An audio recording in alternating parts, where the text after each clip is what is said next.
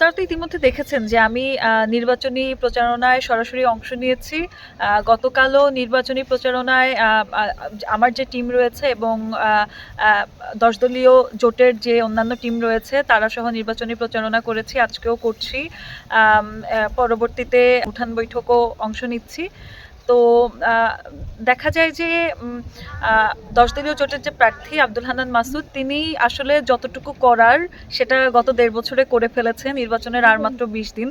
২০ দিনে আমার আলাদা করে আ কোনো ধরনের গুরুত্বপূর্ণ ইমপ্যাক্ট রাখার হয়তো সুযোগ নেই। কারণ যতটুকু করার সেটা করে ফেলেছে। আমি যেখানেই যাচ্ছি, যে বাড়িতেই যাচ্ছি, আমি ম্যাক্সিমাম মানুষের কাছে আজকে এটাই শুনলাম যে আমাদের কাছে ভোট চাওয়া লাগবে না।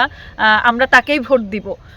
তো এটা আসলে ওনার জন্য বিরাট পাওয়া। উনি মানুষের জন্য যেটা ১.৫ বছর ধরে চেষ্টা করেছেন, মানুষের উন্নয়নের জন্য, মানুষের যাতায়াত ব্যবস্থা, শিক্ষা ব্যবস্থা, চিকিৎসা ব্যবস্থা, নদী ভাঙ্গন রোধ, এইসব যে তিনি মানুষের কল্যাণে কাজ করেছেন, মানুষজন সেটা বুঝতে পেরেছে, মানুষজন সেটা ধারণ করে এবং তারা আশা করি নির্বাচনের দিন সেভাবেই যাকে তারা যোগ্য মনে করবে তাকে তারা ভোট দিবে।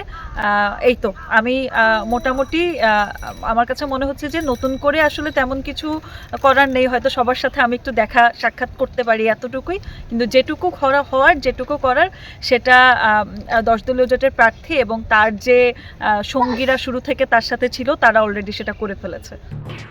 এলো খবরের কাগজ, নিখাদ, নির্ভীক, নিরপেক্ষ।